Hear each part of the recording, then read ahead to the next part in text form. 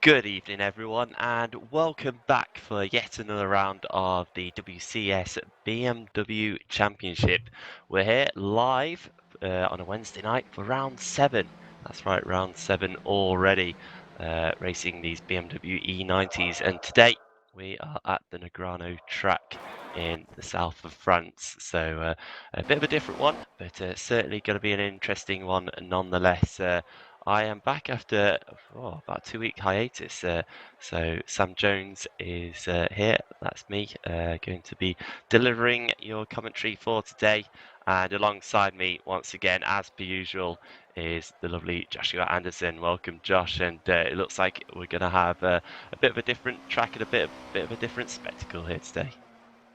Yeah, very interesting little potato races coming up. May I just say, it is fantastic to have you back, Sam. It really is. It's a Well, pleasure to have you back here thank you. in the broadcast booth with me. But yeah, Nogaro, not a track we've done here before at WCS. An interesting venture for the drivers in the BMWs today. It's not the easiest circuit in the world to drive, of course, but then again, no tracks held. But it's got shades of a lot of tracks. It's a bit of a mix of everything when you think about it. You got turn 4, which is so reminiscent of the 180-degree turns, the likes of Catalonia, and then you got another left-hander following directly afterwards. You got a shades of Shanghai in there, very long back straight, like the Mistral straight at Paul Ricard. It really is a bit of everything here at Nogaro, and a very tricky track for the drivers. And it really does take some seriously good runs on here to get a track lap of this right.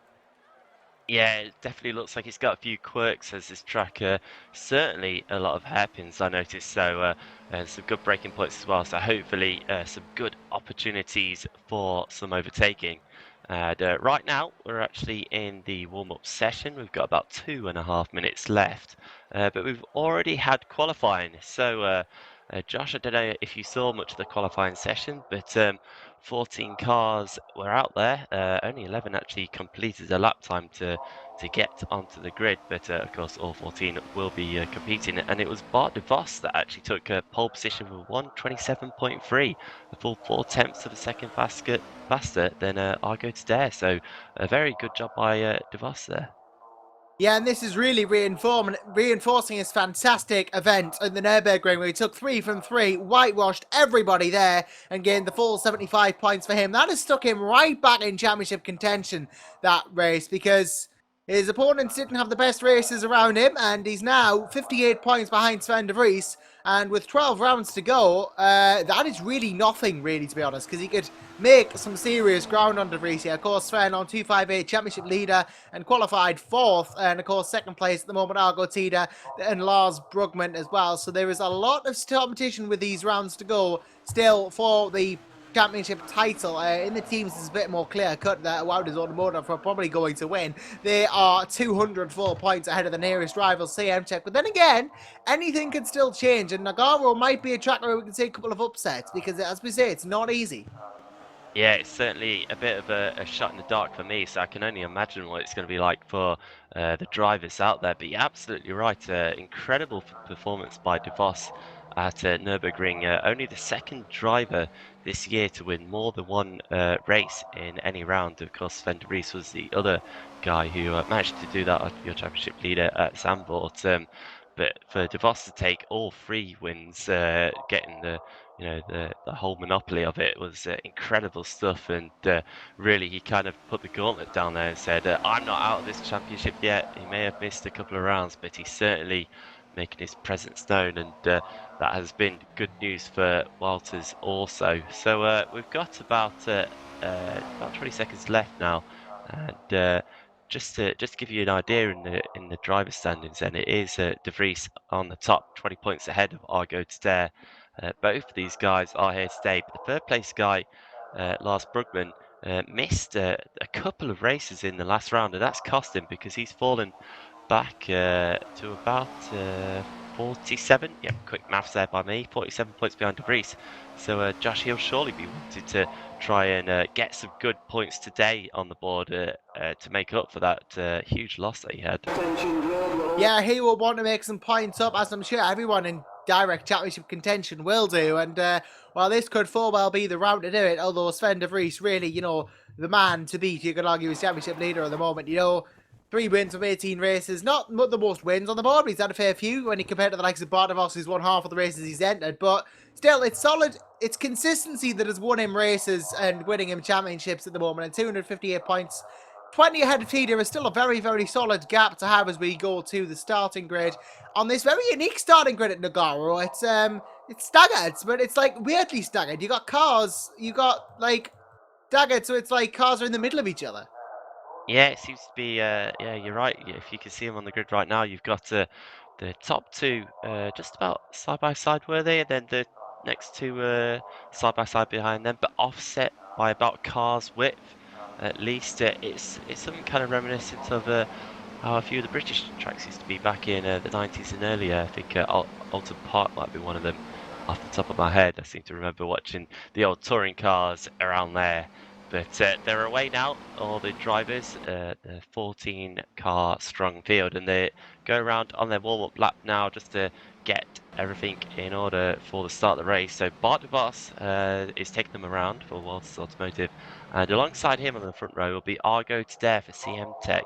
Peter van Wildberg, a good qualifying performance by him as well. The VR46 Racing in third with Sven de Vries, the second of the Walters drivers in fourth. Lars Brugman in fifth place, but hasn't taken the starting grid, I've just noticed. I've completely missed that. He won't be taking to the grid, so hopefully he'll get out of the pits for the start of the race at least. But Roy Passal then is in sixth place, all on his lonesome, with Eric Stanford in seventh place as well.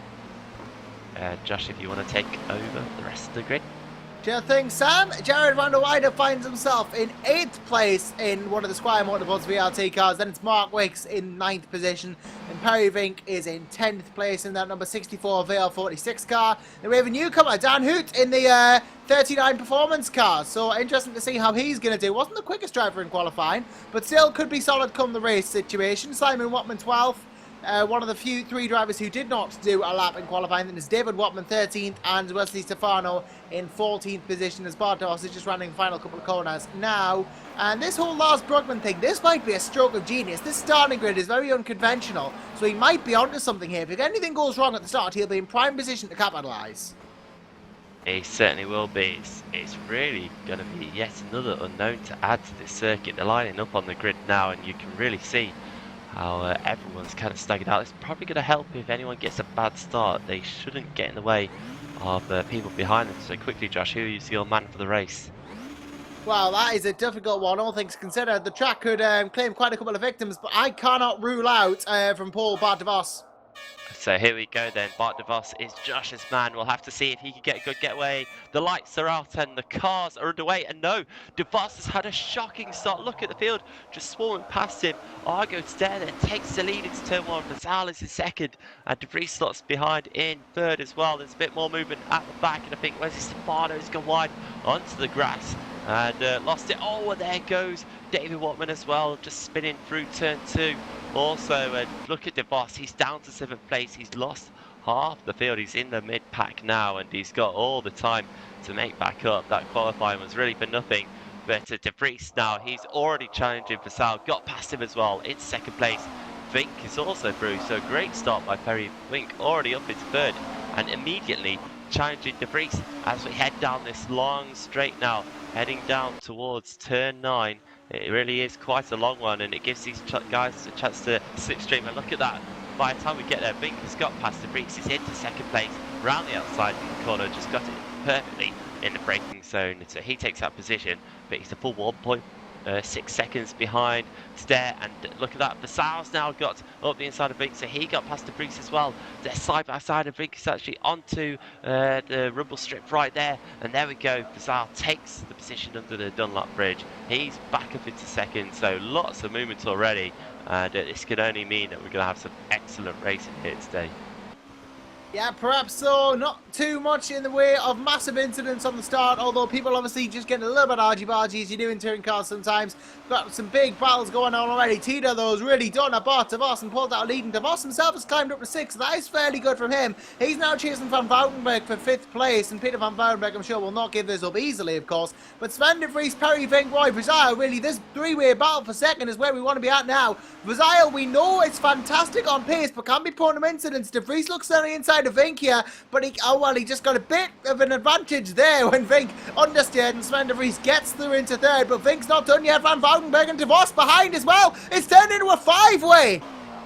It's absolutely crazy here, isn't it? Look at that. De Vries and Vink are still side by side as they head down the long straight once again. De Vries is holding the inside line this time around. Will Vink think about going to the outside? He can use the south slipstream to try and get a bit of a boost on De Vries as they head into the fast right-hander and really tightens up on exit as Vink just has to slot back in behind De Vries. But look at that, the top, well, 2nd to 4th, they've lost so much ground on today. They're now 4.2 seconds behind him after only about 1.5 laps, and Bazal's only made it worse because he's gone wide and he's lost the position. So De Vries now back up into 2nd. These guys just can't stay in their respective positions as Bazal goes up as well. Oh, he's in the wall, onto the gravel, into the wall, and he drops all the way back down to 7th. Yeah, well, this is exactly what I was talking about. Bazal, prone to a couple of mistakes and collisions in these series at WCS. Just does not seem to be able to get his way sometimes, even though he has potential. Van der Weide has gone through on DeVos for P5, getting a bit of his own ways, Jared. But Bart is just going to go straight back through, you'd think. He wants this, and we know how quick Bart can be. He almost makes contact with Jared there. But he's really showing a bit of character here as Van der Weide. Really, taking it to Bart DeVos. And DeVos now looks down the inside. You can just see how the pace differential's playing out. Bart DeVos is clearly the quicker car and he wants through, but Van der Weide putting up a sterling defence against Bart DeVos here. But Sven de Vries himself is having to defend against the like of Van Woudenberg and Vink as Bart DeVos actually can't seem to get through on the Aussie here. Yeah, it's looking very, very interesting, isn't it? Van der Weide really just positioning his car perfectly. But now down the straight once again towards turn 9. Already DeVos has the inside line. They're going to be side by side, but I just feel that DeVos is going to pull away. Oh, look at that braking from Van der Weide. Van der Weide has overshot it. He has, isn't he? He tried his best into the corner, but just ran a bit too wide there, and that gave DeVos a chance to get through. And you just feel that with DeVos's pace, he should now really pull away from Van der Weide, but Sterling defending for a couple of laps at least from the Sky Motorsports driver. You imagine so. He really just at this point is just going to pull away, as you say, and well, try and at least defend from Roy Brazil, but Brazil again is one of these quickers. He's so quick, we know, but off he goes there. You see, this is what we're talking about. He just seems to be a cup bit. He just makes these little mistakes and goes off and can't quite get consistency back again, which is his problem. But he's super talented and he should not ever be considered a write-off, for a race win. Always consider him. But Lars Brugman now, I think, is his main rival instead of, the leader, Algo Tita. And Tita really is doing a divorce here. He's got 5.6 seconds to Sven de Vries. And the American just can't seem to gain any ground. No, he can't. Whatever Tadej did at the start of the race, it's worked out perfectly for him because he's got such a nice gap. But it'll be interesting to see if he can hold it on with the tyres. Meanwhile, Pascal has got up the inside of Van der Weide, and Van der Weide's had to relinquish that position because he's got Brugman all over the back of him as well, and he's just about holding on there in 7th place. But Brugman gives him a little tap, lets him know that he's still there as they head out of 8. Down towards 9, and all 3 of these guys are going to sit streaming each other. Look at Van der Weide, he's actually had a good run. Oh, he nearly bits it in a straight line, and well, he's gone wide again, hasn't he? Whether Basad squeezed him a little bit on entry to turn 9, but that means that Brugman's up the inside now, and Van der Weide all over the place. He's really got it loose at the back end there. Just about manages to collect it in front of his teammate Eric Stanford, but Brugman's through. And his next opportunity ahead will be Roy Bazal. Yeah, I think he must have lit his rear tyres up when he went out on a bit of a squiggle there, and that's obviously dropped the rear grip, meaning it's harder to keep the tyres in check and the car in check. So he's got the double problems there, and Lars Brugman ahead really giving it his absolute all at the moment is the Dutchman. He's not giving any quarter. In fact, he's giving so little quarter. His car is smoking. That is how much he's pushing it. Obviously running very low radiator is Brugman, so hopefully he doesn't suffer an engine failure, but he is pushing that BMW to its absolute physical limits of what it can tolerate heat-wise at the moment, and well, Roy Brazil staying ahead. Yeah, Brugman spent such a long time stuck up behind other drivers that it's probably not helped him at all. So he'll be hoping to get past Vassal pretty quickly, considering it's about 7 seconds of worth of gap. Actually, no, that's completely been eradicated, hasn't it? Because I was going to say, Perry Binks just down the road. He's made a mistake somewhere, dropped about 7 seconds on this lap in the last sector we've just gone through alone. But now Vassal is having to go defensive because Brugman's gone to his outside again towards turn 9. Can Brugman brake late and keep it down low? No, he can't. He just starts to drift out wide. Really, it's difficult to get that corner right when you're on the outside line. And that means Vassal just manages to hold on. Perfect placement there by Vassal. Knew exactly what Brugman was going to do. And just stuck to the apex of the corner and got good traction coming out as well. Yeah, on tight corners like that, you just need to be on the inside to get an overtake done because you're covering so much less distance. You are going to get the better exit, the better drive through the corner. And if they go wide, well, they're just not going to have enough speed ultimately because, well, you're going to be there on the inside and Brugman just couldn't get through. It's too tight a corner to try and stick it around the outside. Though he is still giving the pressure on here to Vassal as we come around the final corner into turn 1. And really, it is Brugman's pass potentially now as he goes to the outside again, which is going to become the inside. Yeah, look at that. Really quick left-hander there. And Brugman is immediately through on Vassal, just poked his nose up the inside, and Vassal reluctantly had to leave the door open, but wisely so. That allowed Brugman through. He's up into 6th place now. Bink is on his radar. Further 2 seconds up the road from Brugman, and he'll be chasing him down, but at the same time he really does need to get those temperatures under control because he can't afford any kind of engine failure here when he's still fighting for the championship, and with his rivals Tadare, De Vries and De Vos all ahead of him on track. It really is damage limitation at the moment for Brugman, but one he really can't afford to throw away right now. Oh, he's just lost a metric ton of ground to Vassal there. I don't know whether he went too wide or something, but Vassal is just caught right back up again. I imagine he'll be on his back going the first couple of turns. But really, you know, that was a bit too much time that he lost there than regards how much he would have wanted to lose at least. But, you know, he's still doing a good job out there in 6th place to defend, and 6th is still very respectable. Let's grant him that. But yeah, Vassal on his back now. I think Lars is starting to pull away, and as well, Argo Tida, I think is just maintaining the gap to Sven De Vries at the front now. 5.7 seconds separates the two of those. Peter van Bouwenberg a full 2 seconds behind. Then he got to go to Bart de Vos, a whole second behind him, and then this massive gap to Perry Vink. And really, potentially, Brugman and Vink could be a great battle that could develop soon, because, I mean, if they're closing in at a rate of knots. Van der Weide has had an excursion in the meantime, but really, this is where we want to be at the moment, with Brugman as he attacks Vink for 5th.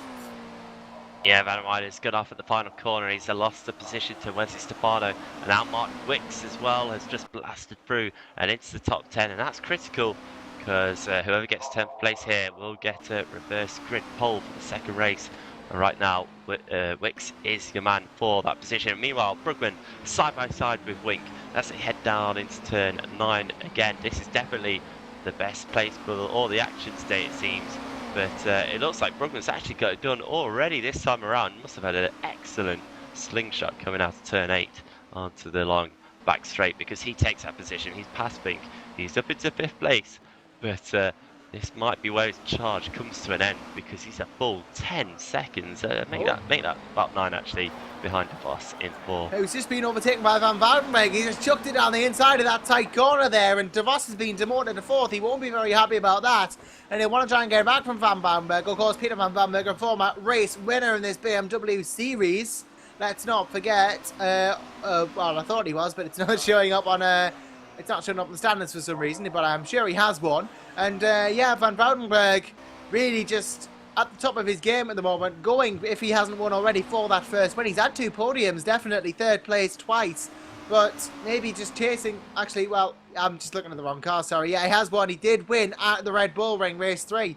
So Van Bouwenberg wants that other win, and he's coming in a good position. He's in a good fixing to get it. Yeah, he's had some excellent performances this year, but certainly been in a few accidents himself. Whether it's been his fault or not depends really. But Van Wardberg really showing what he's got here today, and still holding on at the moment. The boss is just looking behind him, but doesn't quite have the momentum down straight to catch Van Wardberg there. And it looks a bit twitchy coming through turns 9 and into 10 as well.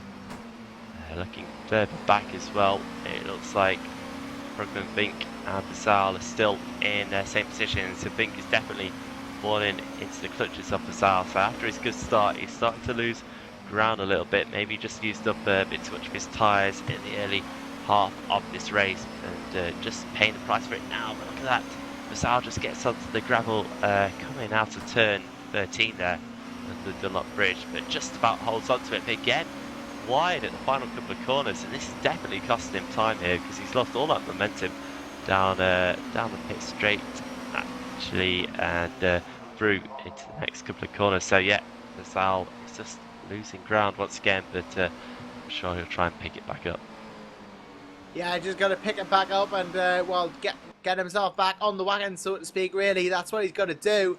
Van Woudenberg really at the moment is just chasing De Vos, as we were saying, as De Vries is not really being chased by De Vos either. He's quite a bit ahead, as we know. But Dan Hood is being lapped now by Bart De Vos, so he's gone a lap down, and Bart De Vos is going to get him sooner rather than later.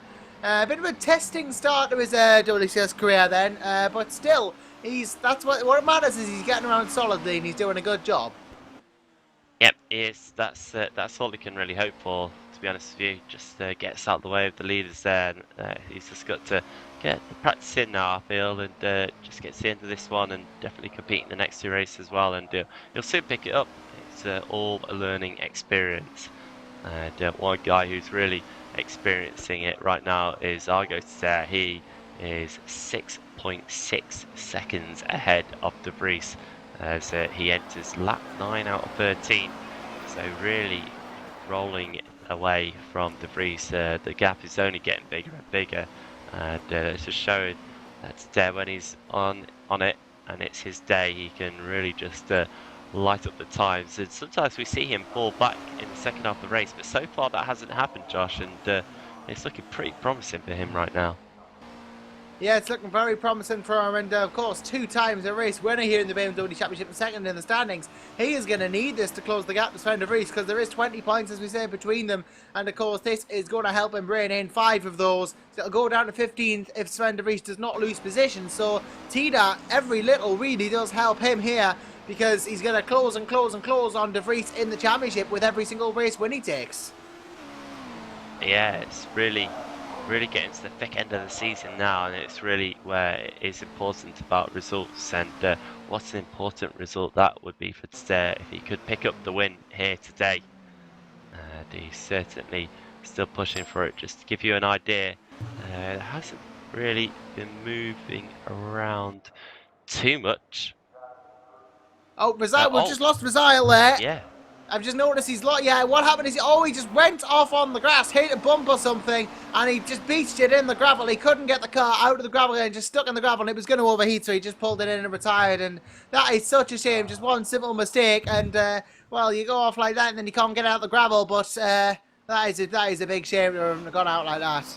Yeah, big shame for Roy there, but that does promote Simon Watman then up into 10th place, and he will be recipient of the reverse grid pole if he can stay there. He's got a good gap to David Watman, who's just spun as well, so that's only making Simon's job a little bit easier as this race goes on. Jarrell van der Weide has really fallen back. He's a lap down as well now, so he is certainly out the running for that top 10 grid swap position at the moment. Just looking further around, De Vos still catching De Vries here, and with only about two laps to go after this one, we could potentially have a battle on our hands between the two Walters guys. The gap is definitely closed up. De Vos has been doing high 29s, low 30s, 1 minute 30s, whereas De Vries is certainly into more of the mid to high 1 minute 30s, so there's a bit of a difference between their two paces. With only 2 seconds between the two of them, This certainly looks like it's going to turn into a battle before the end of the race. And we know how the Wouters guys are when it comes to team orders. It doesn't exist. So we will see DeVos and De Vries go at it if they catch up to each other. Of course, we've currently got Jared van der Weijden to deal with in terms of lap traffic.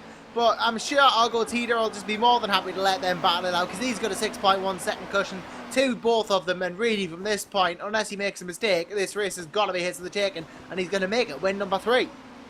Yeah, it's just dropped the pace a little bit in the last couple of laps, about half a second slower than he has been doing previously, but not too much of an issue. And De Vries actually had a very scruffy lap last time around as well, a 30.0 flat, where meanwhile Bart de Vos pumps in a 129.8. That is seriously fast, that lap time is, and that means that he's now within 2 seconds, but he's having to get past Van der Weijden there.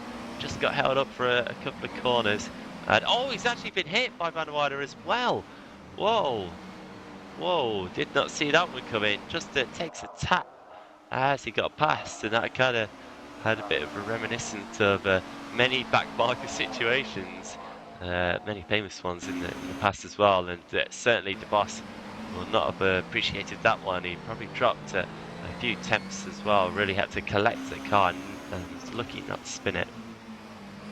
Yeah, just going back and seeing the whole Van Woudenberg thing. Yeah, he just maybe Don who just panicked a bit. I don't know something, but yeah, just contact with Van Woudenberg there, and that's not gone particularly well for Peter. He hasn't lost position because of it, I don't think. Oh no, if he has, he's not. Well, actually, Perry Vink has gotten through, so maybe he's lost some position, but you know, he's caught it up to Vink again. But either way, yeah, maybe just a bit panicky moment as a back marker. It is very easy to do. Let's be fair. You know, obviously, you know, with practice comes the ability to negotiate traffic, and I'm sure that he just wasn't expecting that. Maybe he was just, I didn't see him, I don't know. But either way, Argo Tita is going to start the final lap, and as you suspected, De Vos and De Vries are right beside each other. Yeah, it's perfect now. The battle for second is just about coming to a boil as we go onto the final lap of this race. De Vries ahead of De Vos. Very important for the championship. The two of them nose to tail, and De Vos has clearly been a quicker driver over the last few laps, and reeled in De Vries very, very quickly, and now looking all over the back of him. I feel like his best chance is probably into turn 9, but already having a look in turn 6 there, and then he's about to enter turn 7 as well, so close between these two, and really can't call what's going to happen. Well, I don't know what's going to happen either. De Vos has got slipstream on De Vries. We know neither is going to get the other through. Both are fighting for championship position. De Vos wants to catch up to De Vries, and Sven wants to extend his lead. So, and where we know we've heard before, these two will fight each other, given the chance. De Vos is looking around, but Argo Tita, I'm going to take it back to him because he is looking to complete these final couple of corners really, and what it's going to be a fantastic race win for him. And well, I'll keep an eye on Barton Sven, but Argo has just run away with this so far, Sam. Yeah, interrupt me if you need to, Josh. That's perfectly fine. But Argo Stare is coming around the final few corners now. He's got 2 corners left to go before he crosses the start-finish line. He's picked up 2 wins already this year. This is going to be his 3rd, and he's certainly going to be rejoicing this one because there we go. Argo Stare wins the first race here in Nogaro. A great result for Stare. And looking further back, it's going to be close across the line, but De Vries just about holds on from De Vos there by only 0.2 of a second. It was that close between the two in the end. Lars Brugman then coming round to cross the line. A great recovery after starting in the pit lane. And with an engine that's been smoking away all race, he's picked up 4th place. A fantastic result for him. The top 4 championship challengers finishing in the top 4, and then it's the 2 VR46 racing cars of Vink and Van Wildenberg in 5th and 6th. Eric Stanford for Squire Motorsports in 7th. And Mark Wicks, a great result for him as well, just coming through the field very silently. He's pick up at 8th place. Wesley Stefano, he's going to be coming around in 9th for Hinds, and really enjoys that one across the line.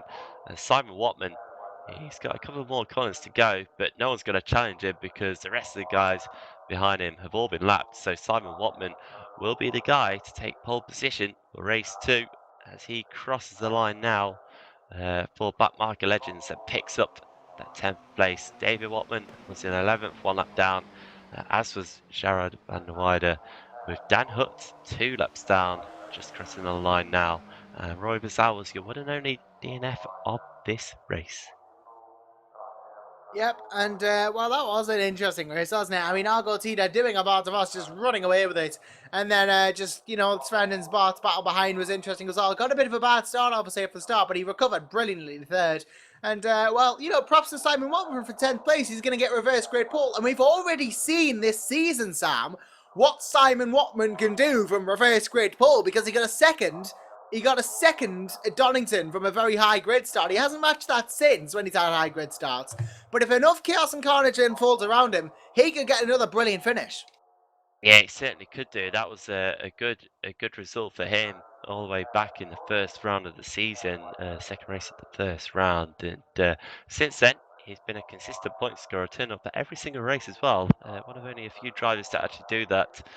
So hats off for him, hats off to him, I should say, for turning up. And well, we'll have to wait and see what he can do. This is quite a unique track as well, so anything's possible. He's just going to have to do a little bit of defending, I feel, through 13 quite long laps here. It's a 20-minute race, but it really feels like it goes on for quite a while. There's so many corners on this track. It's really difficult to keep up, and it's going to be interesting to see. Just as we go to warm up now, I I got a bit confused in that first race. I must admit, I'm looking at a track map here, and where I have the start finish line is different to where we have the start finish line today.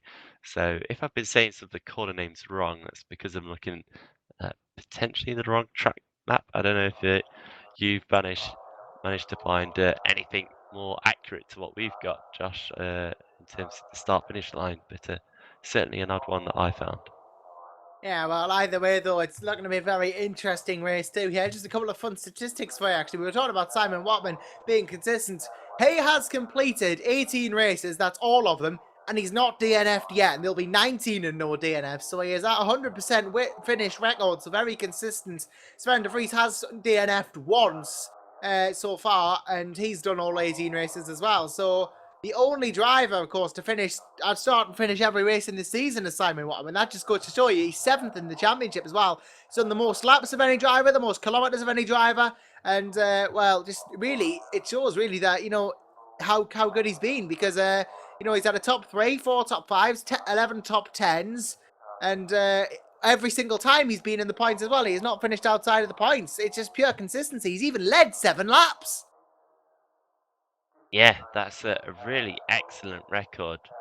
It really is an impressive one to behold. So, very good job as well. And looking at that, Josh, I was just thinking about, of course, Argo's win and Sven just about holding off Bart de Vos there. That was quite critical for the championship, wasn't it? Not only for to dare to get points over De Vries, but for De Vries to kind of come back after being well and truly beaten by his teammate De Vos in the last round. And certainly the first time he's outscored him in 4 races. So I'm sure that was a critical one for the championship at least. And with Lars Brugman, of course, picking up a 4th place and minimising the damage done after starting from the pit lane. Yeah, of course, that had to be, starting from the pits. He's minimised damage perfectly to get that position. He did a great job. And, well, I'm just hearing that Wesley Stefano isn't going to be back for the next race, unfortunately. That is a shame to lose Wesley so far. It means we'll go down to 13 runners for race 2. Yeah, that's a shame to see someone go.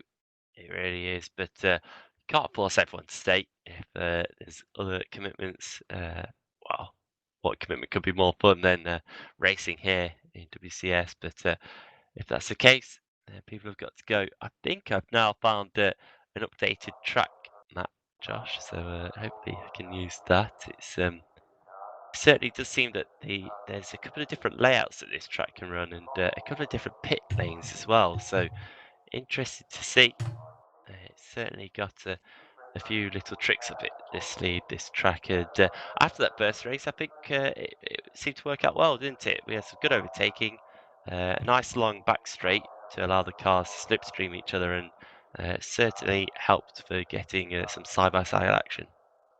Yeah, it certainly did. Really was helpful in that sense. And, well, I'm sure that we'll continue to see good racing in the likes of race 2 as well. So, going to be interesting to see how this goes. And, well, we've lost a Lars Brugman, but he will be back as we wait for warm up to end. Obviously, we'll just be going to the next race.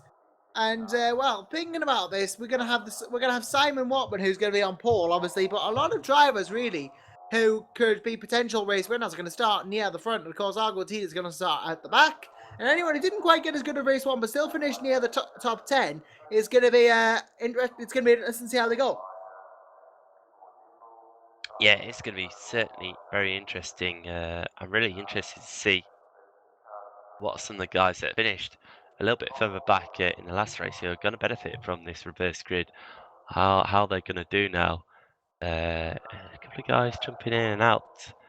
One of the guys, of course, is Mark Wicks. He's basically going to be promoted if Stefano isn't going to be racing.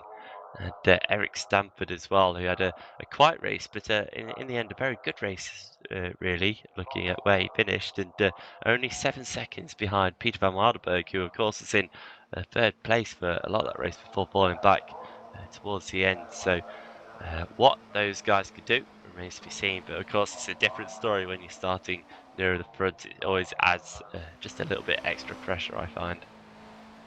Yeah, starting at the front can add pressure. I've experienced it before. It's just a completely different experience. So, yeah, it's going to be interesting to see how it goes for the front lot. And of course, Watman will have started at the front before with reverse grid. So it's going to be a bit easier for him, you'd think. He'll at least have the experience, and he'll be away from all the sort of stacked grid that we have here at Nogaro. Because it's a bit, again, as we said, it's a bit weird. It's 2 cars, then 2 cars to the right, then 2 cars to the left, and 2 cars to the right. It's double sequenced almost. So, very tricky to get right sometimes, and there'll be cars everywhere. So, we got a good start last time, though, so I imagine we'll have a good start this time, too.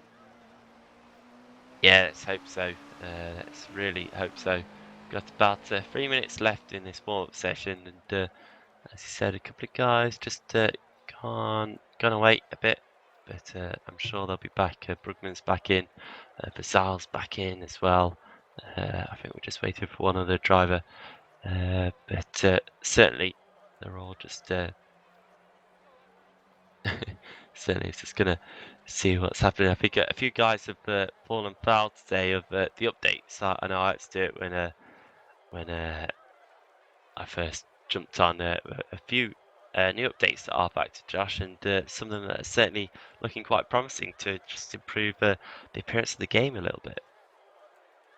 Yeah, I mean, obviously, we've had the big DirectX 11 update, which allows, graphical performances. So it's in open beta at the moment. I don't think our cameraman Ruud Heesterbeek is using that because then our overlay doesn't work because it kind of breaks all the plugins DirectX 11 because that would be rewritten for it. But I'm looking in DirectX 11. There are a couple of frames per second issues for me, and it does look a bit weird, some of the cars. But no, obviously everything's been optimized for DX11 yet. So it is still very much an optional beta at the moment, and mod creators, well, a lot of mod creators already have the tools provided by our Factor 2 and Studio 397 to convert the mods over to DX11, so I'm sure we'll see the DX11 cars, coming in soon, and obviously optimizations and fixes to the DirectX 11 build, and, well, make it publicly available out of beta soon. Yeah, good detail there. I didn't know half of that, so that's interesting to hear about as well. And yeah, really interesting developments.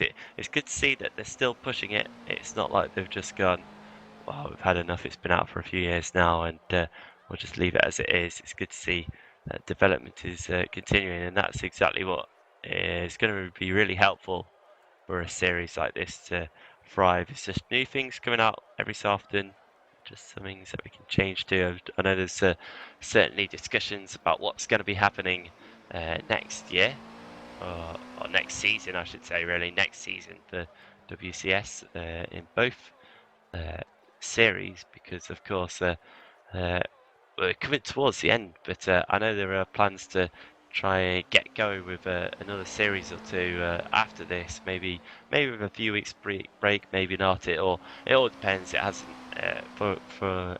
fully been decided yet, but it just means that we won't really be waiting around too long for more action. I know I'm talking very early on here because we've still got plenty of rounds left to go and plenty more excitement left in both the BMWs and the Formula 3s as well, which so far both of them have been fantastic seasons to watch. They really have been great fun and plenty of action in all races and rounds that I've been had the pleasure to commentate on.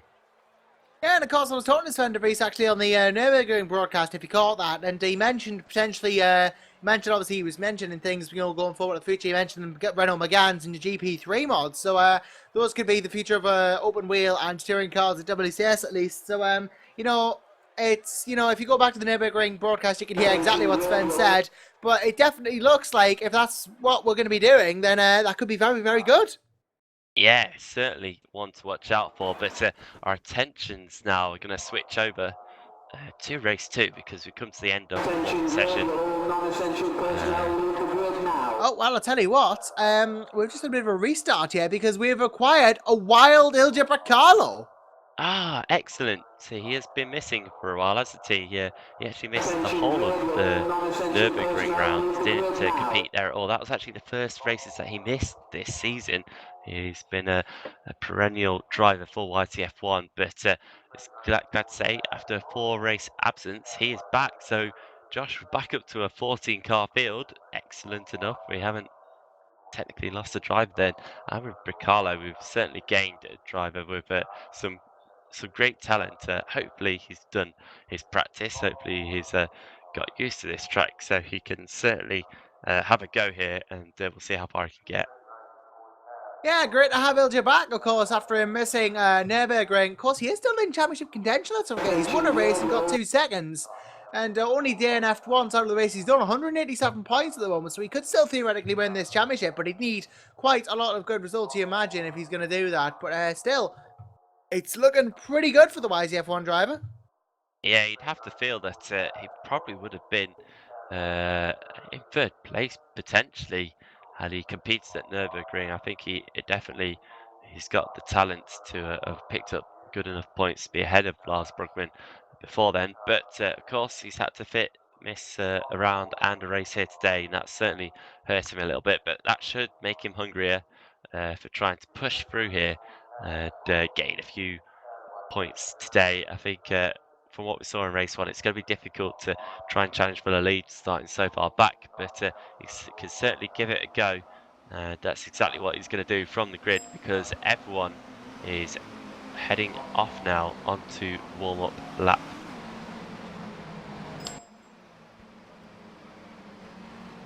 And the cars are heading through the first few corners, so I'll take you through this grid then. We'll see where all the positions are. So Simon Watman then for backmarker Bridget. I'm losing my ability to speak here today. I'll try again. Simon Watman for backmarker Legends will line up in pole position, and in 2nd place alongside him is Mark Wicks. Eric Stanford is in 3rd place with Peter van Wildenberg in 4th, with his teammate Perry Bink right behind him in 5th place. Lars Brugman, the first of our championship challengers, is in 6th for performance racing after previously driving for Walters for a good deal of the season, about half it, and I think. Bart de Vos is in 7th, with Sven de Vries in 8th, both for Walters Automotive, with Argo there in 9th for CM Tech Racing, our winner from race 1. David Watman then will line up in 10th, the second of the black marker Legends cars, with Jarrod van der Weide for Sky Motorsports lining up in 11th. Dan Hutt, in only a 2nd race for Performance Engineering, will be starting from 12th, and hopefully he can take what he's learned from that first race and apply it here. Ilja Bracalo then for YTF1, he is back after a 4-race absence, as we discussed, in 13th, with Roy Vassal in 14th as well. And Josh, an interesting grid here as they come around the final few corners now. What do you expect to see? Well, this is going to be a very interesting start. It could probably, in my opinion, it's probably going to go the way of Lars Brugman or Peter van Broudenberg. I don't know which one of the two, but it's going to go one of their ways. And van Broudenberg looks like a good candidate for the win, as does Brugman. But De Vos and De Vries look behind as well. But obviously keep an eye on Simon Watford from pole 2. I'm going to go for Lars Brugman for the win. I just feel like all circumstances considered, he might get good. But if De Vries gets a good start, he should be considered as well. Yep, going to be interesting. I'm actually going to go for Bart DeVos. I think he did well to get through the field after a poor start in the last race. I think he can maybe pull it off if he can have a good start here. We're about to find out though, because all the cars have lined up onto this grid then, and we're just about to get underway. It's a bit of a hold here. I'm not quite sure what they're waiting for, but Someone it's might be out of certainly, line in the box. yep, whatever it was, it's all fixed now. The lights are on. The lights have gone out, and away we go. And again, Simon Watman didn't look like he got a good start there from pole position, and that's good. Barwick's the inside line into turn one, and he goes in there side by side. It's really close, and oh, look at that behind. That's today. No, that's sorry. That's who is that? That's one of the wildest cars to go around. That's caused a huge crash. Lars Brugman's off as well. He got caught up in that. I don't know if that was De Vries or De Vos, but they both survived it in 6th and 7th. I think it was De Vos that just made a mistake there, but Mark Wicks leads then. He's the head of Wink. Simon Watman in 3rd. Dare is into 4th already. Great start for him. De Vos is in 5th. Vries now in 6th. Basal into 7th. So great start from the back of the grid for Basal, with Eric Stanford in 8th, Watman in 9th, with Jared van der Weide in 10th. So they head down the back straight towards turn 7 here. A lot of them having to go a little bit defensive. One of those being, looks like Stafford there, going defensive. Actually, no, getting the position on Basal. So he moves up in 7th, Basal back down into 8th. Watman's gone wide, David Watman's gone wide. Dropped position behind Van Wilderberg, so 9th and 10th has switched around. But a great start from Wicks. He'll be definitely pleased with that launch off the line. Yeah, he will be very pleased with that, and he's going to want to make as much advantage of it as he can. And of course, the incident behind really didn't help any of the cars involved. They're going to have to try and get back. But a very interesting start of proceedings here at Nogaro for certain. Yeah, and now Simon Watman down into 3rd, already looking like he's struggling a little bit. He's got it there to Voss and De Vries behind him there. 3 guys you really don't want to have sat behind you. That is not something that I'm envious of at all. It's going to be very difficult for him, but he's giving it a go, and he's just holding his line at the moment. They're looking all around as De Vos and De Vries are going side by side. The battle really is on between these two to see who can get the position right now as they wait behind Tadej. Tadej is actually coming under pressure as well from De Vos, so Watman's doing a very good job of defending here and really holding these guys up.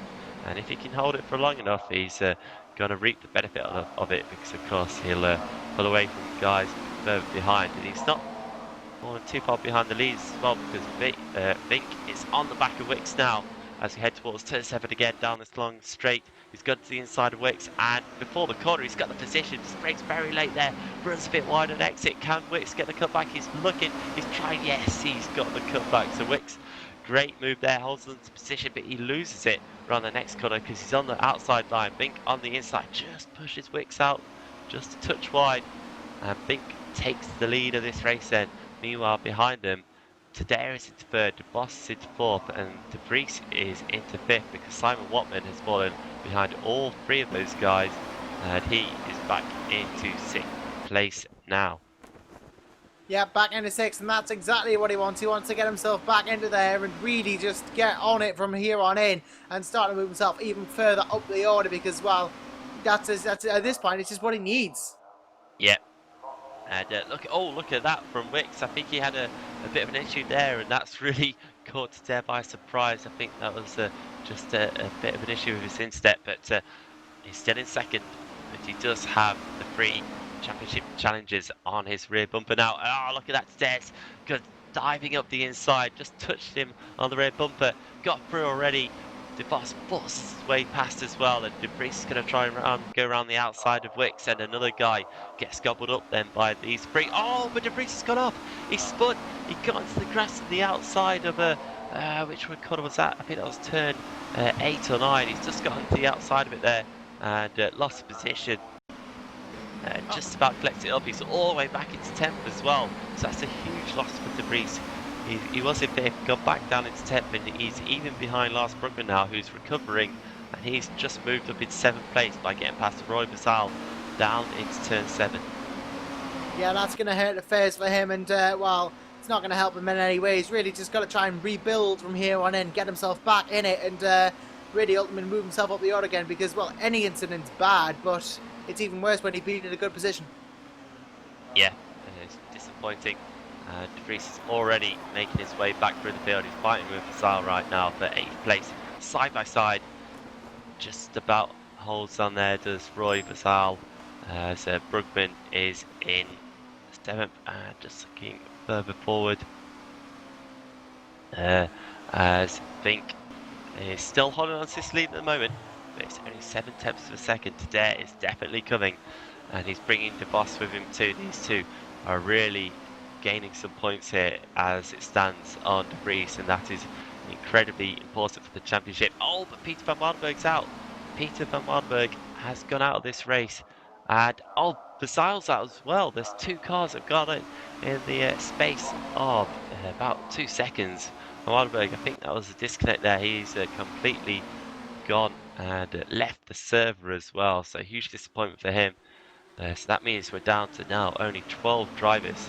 That has helped out De Vries and Brugman. They're up to 6th and 7th respectively, and Simon Watman is ahead of the both of them, who's actually not doing too bad of a job holding on to the back of Mark Wicks in 4th, as they're about half a second apart. So a good little battle brewing there, and a good little battle brewing for the lead as well, because De and De Vos are right onto the back of Vink now, and really this looks like it's going to heat up in the next lap or so. Yeah, it does look like it's beginning to heat up here, and well, potentially get itself into a very, very nice looking battle indeed. And well, I'm intrigued as to how this is going to go now. It really is. Today, right onto the back of Vink then as we go across the start finish line. Start lap 5, and straight away he's going to the inside for turn 1, but a nice line by Vink there. Just takes a sweeping wide entry into turn 1 there, but runs a bit wide into turn 2 onto the rumble strip on the outside of the corner. That leaves him exposed into 3 and 4. Stair has now got the inside line once again, but Vink is just trying to hold on around here as 4 really tightens up, and then we switch over to 5. And oh, there's contact to Dare, and De Vos have just made contact, and there's more contact between Vink and Stair as well. Vink is on the grass on the inside, he comes back onto the track, but he's lost the position coming out of 6. And down the straight, that's really going to hurt his momentum, because De Vos now has the run on him. He gets to the inside, passes him before the corner as well. So that means that the two of them, Stair and De Vos, have made up a vital position. And it's going to be interesting now. Can Stair hold on for a second win of the day? Or is De Vos going to show his pace, flex his muscles, and really catch up with him? Well, we'll have to see what's going on with that. I mean, contact, you know, it's part of touring car racing, but ultimately we don't like too much, do we? Because otherwise, you know, it's just starting to get a bit like, elbows out, nope, now hit you, now hit you, now hit you. So that's not really what we want. What we do want, though, is just to keep it nice and calm. Yeah, it certainly looked like it got a little bit scruffy there in the infield sector before the long black straight, but it's all kind of resolved itself now, and Vink is just going to have to try and hold on to these guys, because already he's lost about 1.5 seconds to the boss. He's nearly 3 seconds behind Stair as well, so a huge change in the gaps already. Looking further back, Wicks is still in 4th, Simon Watman is in 5th, but Lars Brugman has hunted both these guys down now, and he's right onto the back of Watman, and I think this is definitely where we're going to see our next exchange of positions, because through this infield section, Brugman is all over the back of Watman, just taking a nice wide entry into some of these corners, just lining himself up, trying to keep the momentum up, and getting a good exit as well through 5 and 6 and onto the back straight. And here we go, Brugman looks to the inside of Watman. It's a drag all the way down to turn 7 here, and can he pull it off under braking? That's the real question. Nicely done by Brugman, just touches the apex, perhaps maybe takes a little bit too much, but didn't settle the car too badly. He's got the position, and immediately De Vries has come storming into the inside of Watman. Contact made between the two, and just about De Vries holds on, and Watman holds on, sorry, and De Vries has to fall back in behind him, and he's smoking as well, so De Vries really needs to get some clear air, and he's going to have to try and get past Watman as quick as he can. Yeah, he's just going to have to get past Watman as quick as he can here, otherwise he doesn't want to get held behind. But Watman in his own right, you know, he's going for this position, and well, until he gets it, really, I guess, you know, power to him if he can hold him off. He's not being lapped, that is. Yep, And side by side across the line then, De Vries just gone around the outside of Watman there, gets a position into one, moves up in 6th place. It took him about half a lap longer than he probably wanted to, but he's got the place. De Vries then takes that place, and he's going to try and charge after Brugman as well, who's already catching up to the back of Wicks. So he's going to come up to some of these, well, the lap driver, Dan Hutt, who's just about to be lapped. He's already been lapped by Stair, DeVos and Vink, and Wicks is next on the list to get past him, and I'm sure he won't be wanting to hold up his teammate Brugman either when he catches him up. The two performance racing drivers certainly not want to have it coming together. So go down straight, and there we go. Yeah, he's got out of the way. Good driving by Hutt, doing a very good job of not affecting anyone's race here today, and that's important as he just learns the cars and gets up to speed. Yeah, he's just got to get up to speed ultimately and learn these cars, and he's just got to try and keep going, really. So that's what it's all about. Ultimately, just keeping it going, just trying it out, and trying to keep himself on the track, and ultimately get to the end. Ultimately, that is the end goal. Yep, one guy that definitely wants to get to the end of the race right now is Mark Wicks, because he's coming in under increasing pressure. The charge of Brugman and De Vries continues. Brugman again looking to the inside of turn 1, and this time around brakes really late actually. Fantastic run up the inside there, gets past Wicks, and immediately again De Vries right onto the back of Wicks. He's going to be looking all over the back of him as we go through turns 3. Turns 4 into 5, and then through to 6. He just needs to get a good line, keep it nice and tidy. Out of 5 here, through 6, down onto the straight. He's actually lost a little bit of ground, so he might have a bit of trouble, especially since Wicks is going to get the toe off Brugman as well. So it's all very tactical here, and this might just mean that Vries has to wait a little bit longer. He pokes the nose out, but I think that's more of a distraction onto Wicks rather than anything else, and just has to slot back in instead. Just be patient, but to be fair to Wicks, he's still on the back of Brugman's tail here, so doing a very good job and just showing he does have the pace when he needs it, and certainly driving his little heart out right here. This is fantastic stuff by Wicks. Really impressed with this defender, just keeping calm, because De Vries is looking very, very agitated behind him right now. Yeah, and he doesn't want to get agitated already. He just wants to keep it nice and calm, because, well, when he gets agitated, he won't afford to make mistakes, and, well, nobody wants that. No, they certainly don't. It's all about being calm behind the wheel. That's definitely the first and most important thing. Just as this battle continues with De Vries and Wicks, I'm going to have a quick look back up front, because the gap between the front two, Stair and DeVos, is down to only 6/10 of a second. It really is close. DeVos just shadowing Stair at the moment as we're into lap 9 of 13. And well, this is interesting stuff. I'm really interested to see if Stair had looked after the tyres or not. So he did have a relatively easy race 1. He did all the hard work in the first couple of laps and got the gap out, and then after that it was very, very much just maintaining the pace, which he did a fantastic job of. No discredit to him at all, but now he's got a driver right on his tail. Another guy who's got a driver right on his tail is Wicks, because De Vries is looking to the inside of him into turn 7 here. De Vries gets the inside line, and Wicks very much just kind of backed out of it there. Didn't take much of a line into 7 at all, and just lost the position.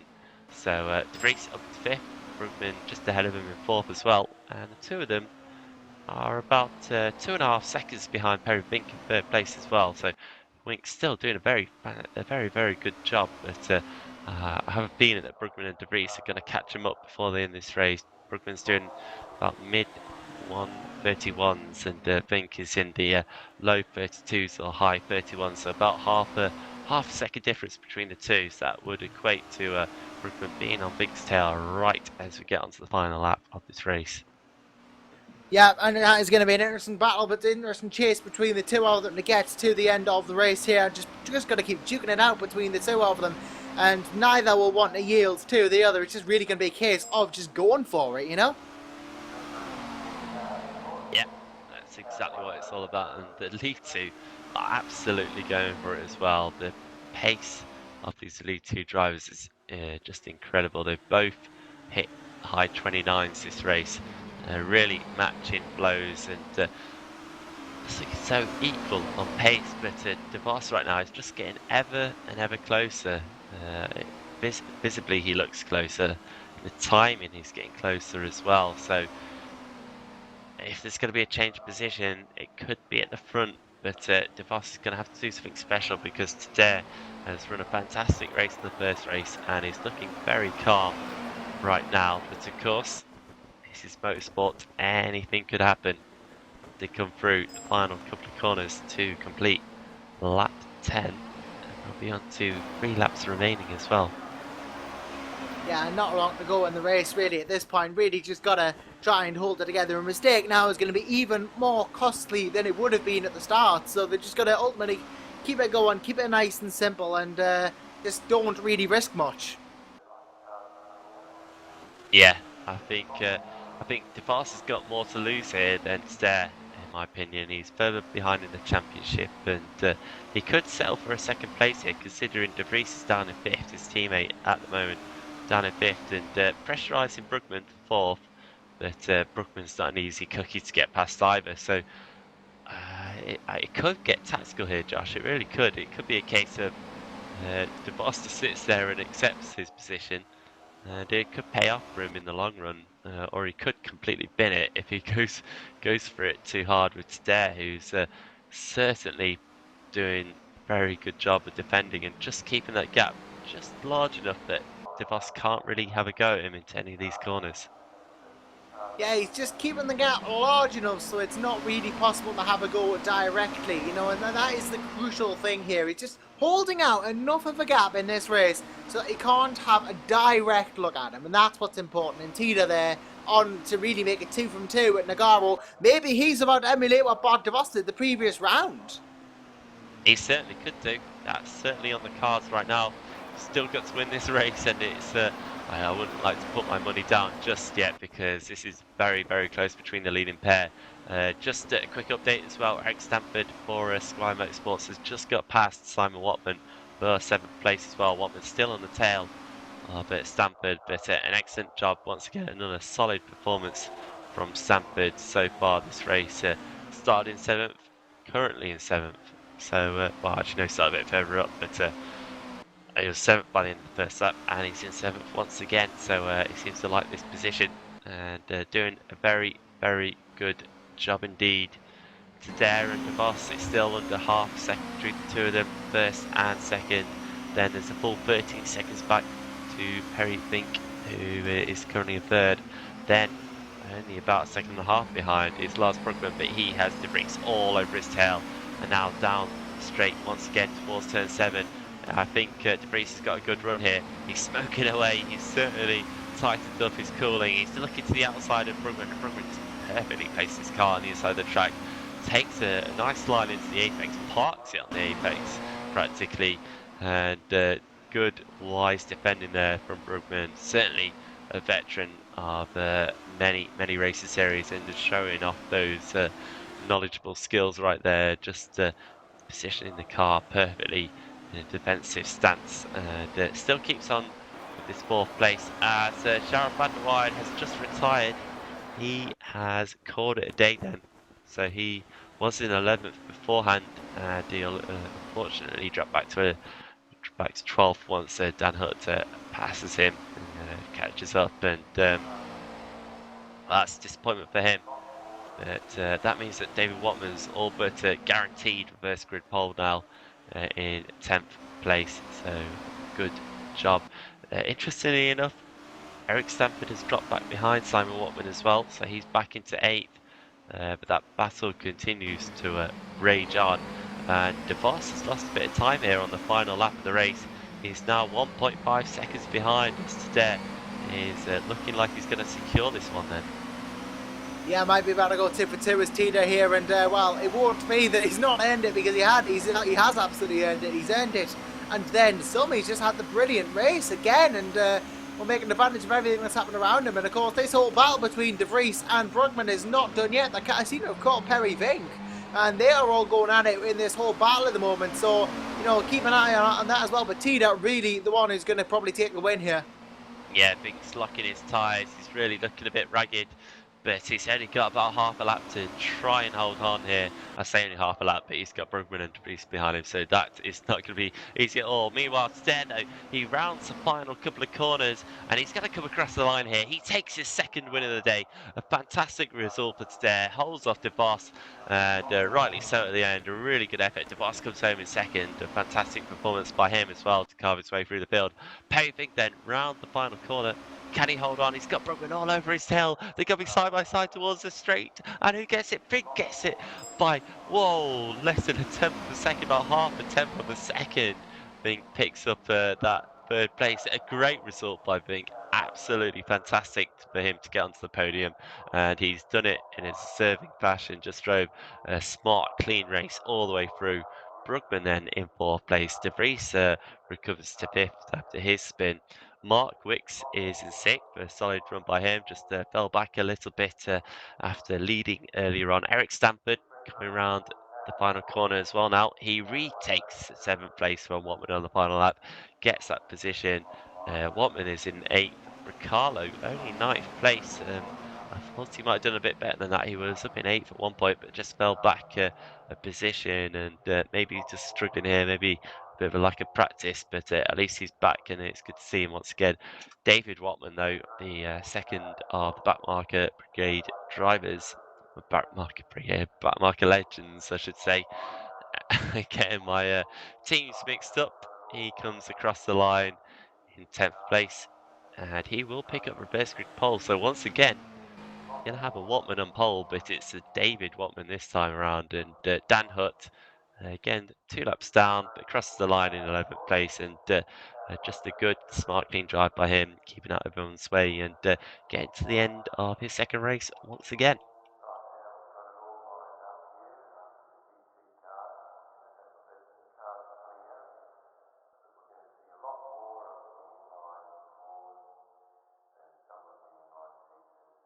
So that's race 2 done and dusted then. It's all over here, and Argo Stair has picked up his second win of the day, and doubled his win tally for the season then after previous wins at Bathurst and Valencia. And after a difficult time out at Nürburgring last time around, he's certainly come back with a vengeance now, and that gap between himself and De Vries is pretty much gone. Before today, of course, it was 20 points between the two, and with today picking up a good haul of points in the first race. It was a 5-point difference between the two, so it became 15 points. And then in the second race, I'll just do some quick mathematics on the fly. Of course, fifth place gives you 11 points, so that's a 14-point difference. So now, looking at that then, between De Vries and Stair, there's a 1-point difference going into this final race of the day. So potentially by the end of this, we could have a change in our championship leader. And what a change that would be for Stair if he can manage to pull off that one. But of course, he's going to have to beat De Vries in this final race. De Vries is going to be starting from 6th place, while Stair will be starting from 10th. So there's going to be a bit of a gap between the two. But we saw what Stair was capable of carving his way through the field. Had to pass all of his championship rivals there in in the second race to pick it up. But he got there eventually, and he's done an excellent job so far, becoming the third driver now to get more than one win in a round. As I said earlier, De Vries did it in Zandvoort, and De Vos did it back out in Nürburgring. It just means that Brugman's the only one of our championship challengers who hasn't managed to do that just yet. He's got 3 wins to his name as well. And the wins really have been spread out over this season. De Vries has got 3, as I said, Brugman's got 3. Tadeu's now got 4. De Vos has actually got 6 wins, so that shows how he's up there in the championship hunt, even after missing 2 full rounds, and that's 6 races worth of races. All those wins have certainly helped him out.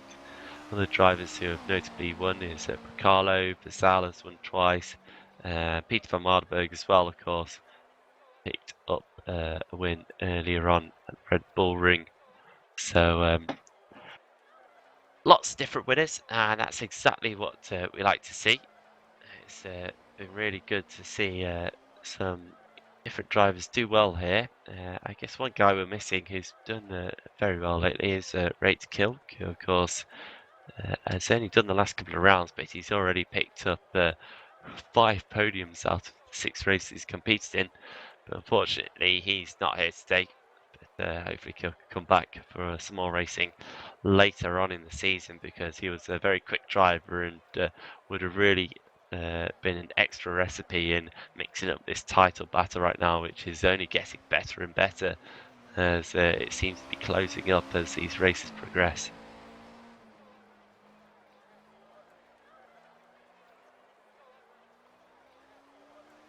So just whilst we're on a break, we've got about half this morning session left, about 2.5 minutes. It looks like we've been joined by yet another driver, and I think another driver that's fallen foul of the R-Factor update that's come out today. It certainly is not the best day really for R-Factor updates to be coming out on a race day. It was a full 2 gigs, and well, that can be quite a large download to complete if you don't have the internet for it. Fortunately for me, it was only about 8 minutes download time. I'm sure there's plenty of guys who managed to do it quicker, but not everyone's blessed with the same levels of internet speeds, and well, it looks like it's caught a few drivers out here, but it's good to see that Metcalf has joined us. We are missing another driver who was in race 2 and 1, and that of course would be I believe it is Peter van Mardenberg. I can't see him on the grid, so I don't think he's competing with us here today. I hope your pictures are okay. I'm having a few issues right now. Oh, there we go. For a moment there, I couldn't see anyone out on track. I don't know what happened there, but everything's back and okay again now. You can see all the cars pounding around. Just a few guys out there just warming up. Metcalf being one of them, of course. He'll certainly be wanting to get a few laps in before he jumps into a race after not being able to compete in qualifying all the first 2 rounds here today for Deltec Racing. And Metcalf has shown his speed at some races and hasn't missed a race up until this point, so that's a real shame. Today's the first time that he's missed any races. He's had some good results during the season. Picked up a few 6s and 7th places and been in the top 10 more often than not as well. So certainly a driver who's done a good job, and it's just glad to see him back in as well. Another driver. Once again, it looks like we're going to have 14 cars. We can't seem to get more than 14 in any one race. We've had 16 different guys turn up today, but only 14 in the server at any one time, it appears. Oh no, there we go. Just to prove me wrong, Peter van Mardenberg turns up just as the clock ticks to 0. So we will have 15 cars here. Van Mardenberg gets back just in time, I'm pleased to announce. And he'll be starting from the back of the grid, of course, because he retired early on in that first race. Shame for him, but at least he's back for it.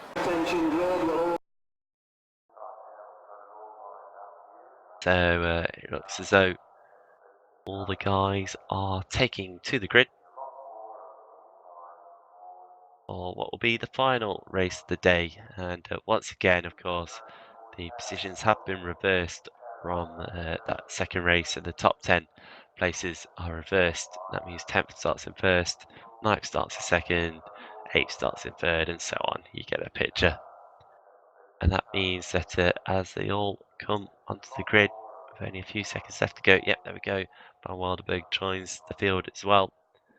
We are just about ready and set to go on the formation lap for this final race of the day. And David Watman then, he leads the field off for Backmarker Legends, and he'll bring them round at his pace for this warm lap. He's joined by Riccardo, then Riccardo for YTF1. After missing the first race, he jumped in for the second race and got himself ninth place, so he now starts second for this third and final race. Simon, and then the second of the Watmans and the second of the Backmarker Legends will be starting in third, with Eric Stanford again starting from fourth after finishing seventh in the previous race. Mark Wicks starting in fifth, with Sven de Vries looking to improve on the last race in sixth place. Lars Brugman is in seventh, and he'll be hoping to avoid the first lap carnage this time around. And Perry Vink, really my driver of the last race, in eighth place. Bart de Vos then is in ninth, with Argo Tadare in 10th place, looking to take a hat-trick of wins here from 10th place here today. Dan Hutt is in 11th for Performance Racing, with Gerald van der Weide for Squire Motorsports in 12th. Roy Basal is in 13th, and Peter van Mardenberg managed to just rejoin us in time for 14th. And Brett Metcalf, his first race of the day for Deltec Racing, he'll be hungry to get going, and he'll be starting all the way back in 15th and last.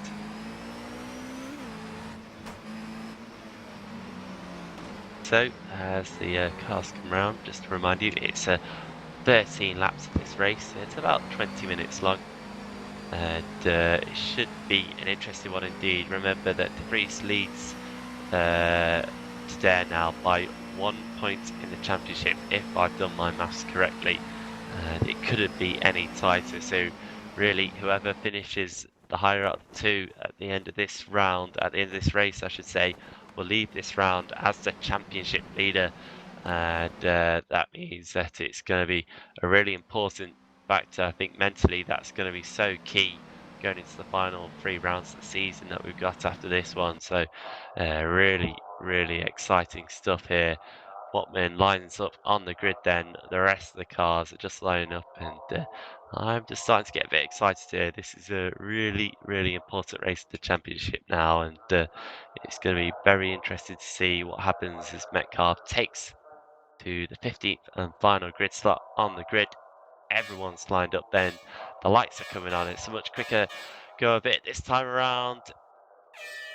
And here we go for the third and final race of the day, and that looked like a great start further back for Perry Vink. Indeed it was, but Riccardo has had a great start from second place as well. He jumps into the lead of this race. De Vries already up into second, and there's a bit of contact further back. Watman and Vink came together. Oh, there's a huge crash behind. There's cars all over the place, and it looks like a few of them are going off. Stanford, Metcalf, I saw I think Vink as well, and a couple of other cars were going around. But Riccardo is into the lead of this race. Van Mardenberg's out already. I don't know if he's had another disconnection, but unfortunately he's out of this race, though. De Vries is into second place, and he's already charged down Riccardo. They've got a huge gap, 2 seconds between himself and Simon Watman, who's jumped up into third, so a good start for him.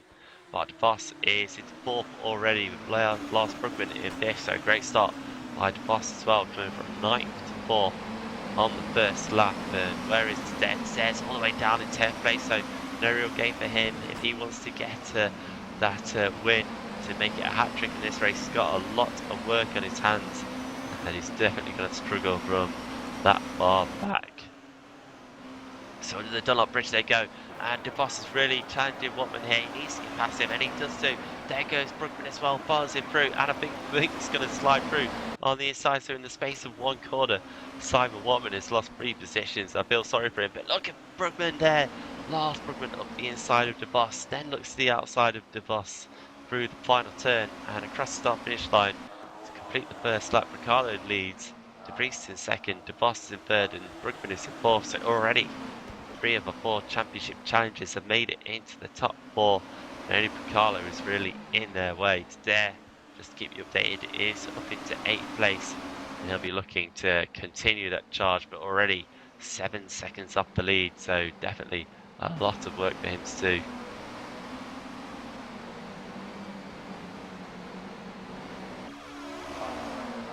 As we go onto the back straight, then again, De Vries is still tucked up behind Riccardo. but he's certainly closed the gap, and he's got a bit of a slipstream here. Just moves the car out a little bit, has a look. It's 7, but takes a wide entry. Actually, just tapping Riccardo's car through the corner there, trying to give him the hurry up. I think De Vries feels like he's being held up here. He'll be conscious of the fact that De Vos is 3 behind him and trying to charge the 2 leaders down. And De Vries knows how quick De Vos has been here today, and he'll certainly be wanting to. Oh my goodness! I've just seen Vassal just take to the air. He just launched into the air there. It looked like he was battling with Stair, and he's just gone sky high, come back down onto all 4 wheels, and just carried on like nothing's happened. But he's down into 8th place now, lost a position or 2. But really, weird stuff. I just saw it flashing through the background. I've never seen anything quite like it. And and the lead, we've had a change. But Carlo's definitely lost time here because he's down in 2nd, and De Vries is up into 1st by about 2.2 seconds. And De Vos now is all over the back of Bricalo as well, and he'll be itching to get past Bricalo here and catch up with his Walters teammate and make it 1-2 for Walters. But more critically, he needs to beat De Vries here to gain back some more points on De Vries in the championship, as he was fairly far behind before this round began. Down the back straight then, towards turn 7. It looks like De Vos is just a bit too far behind Bricalo. Bricalo really locks up its turn 7. And definitely going to hurt the tyres, hurt his speed as well, locking up every corner he's approaching. So certainly feeling the pressure from De Vos, and Bricalo's just trying to push the car as much as he can to its limits.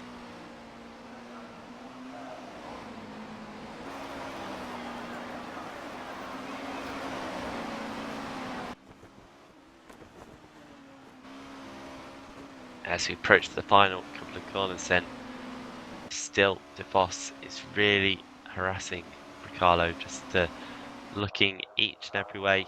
And De Vries again out front, he's smoking already, though he's kept those radiator sizes pretty minimal, but the clean air will certainly be helping him out. Meanwhile, Argo Stairs just past Simon Watman, so he moves up into 6th place there. His charge is continuing. He's keeping the gap between himself and De Vries pretty consistent at 7 seconds, but he's certainly not closing De Vries down from back there, and behind traffic it's only going to make it more and more worse. He's got Bink on his radar next, and he's about a second behind Bink, so we'll have to see if he can catch him up or not.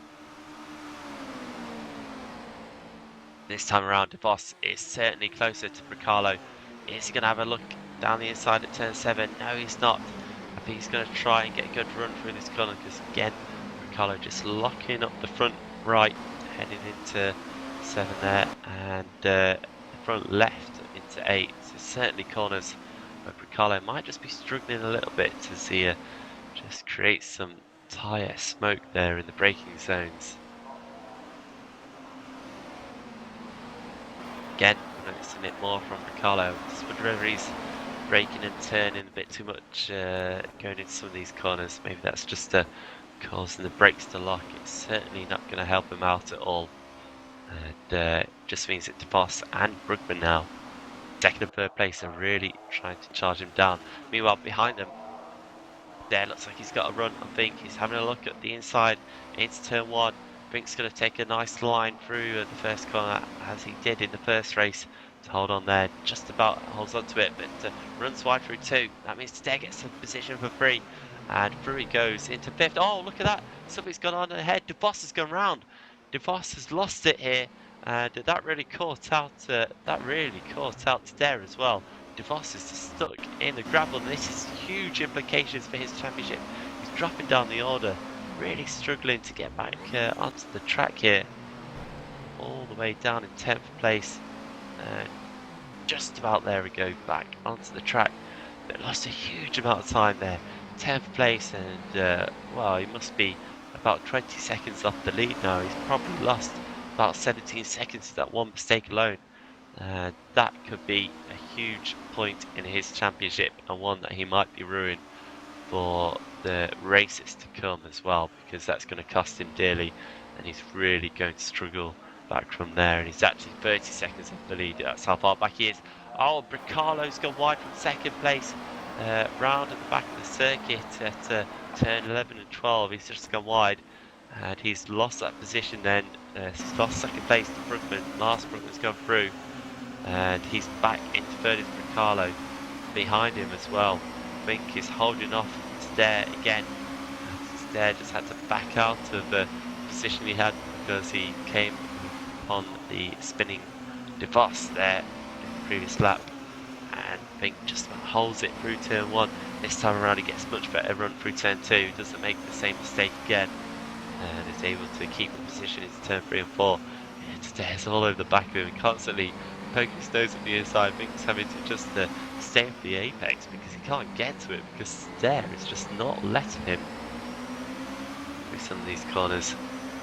But now through 6, he's all over the rear of Fink. This is definitely Stair's best opportunity to have a go. Fink goes to the outside, and it looks like Stair just can't quite seem to get the draft down the straight to have a go, and he's just going to have to be patient. But, well, maybe not actually.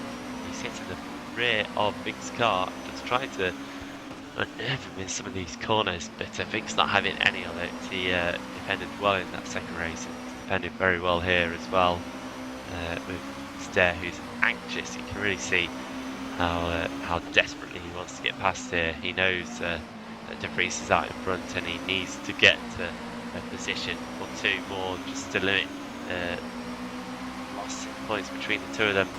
Stair now looks to the inside of Fink, but just not quite close enough through the final corner. And I think that line there just affects him as well, just taking some of these corners a bit too tight, and it's costing him time, and maybe he should just be a bit more patient here. Oh, definitely more patient. He's hit Fink there. He's hit him through turn 1, and they've both got off. Oh, they've both gone off the track here in the second corner. They both come back on. Fink's he's gonna hold on to 4th place. Simon Watman's up his inside. They're gonna be side by side, but yes, Fink just about holds on to that 4th place. But Stair's lost another position. He's back down to 6th, and as I was saying, he needs to just be patient. He looked like he's lost his patience there and clipped Fink, and they both went round at the second corner, and that has just cost Stair, I think, any chance of getting onto the podium today, because that's about 10 seconds that they dropped. Both drivers dropped there after that incident, and I'm sure Fink would not be happy about that at all. He was certainly the innocent party.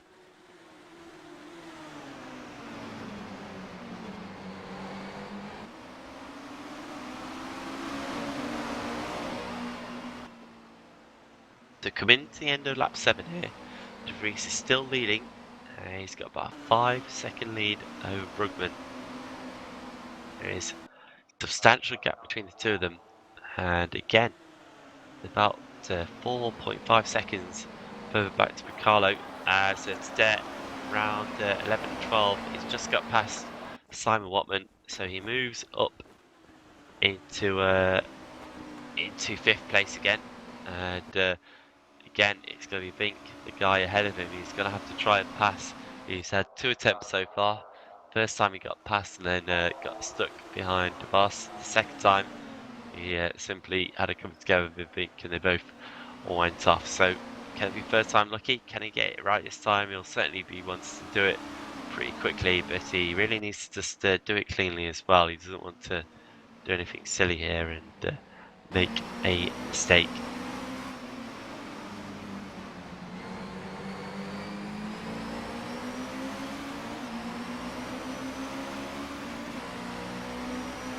So coming out of 6th, again it's his best opportunity, and Fink's not having any up there here.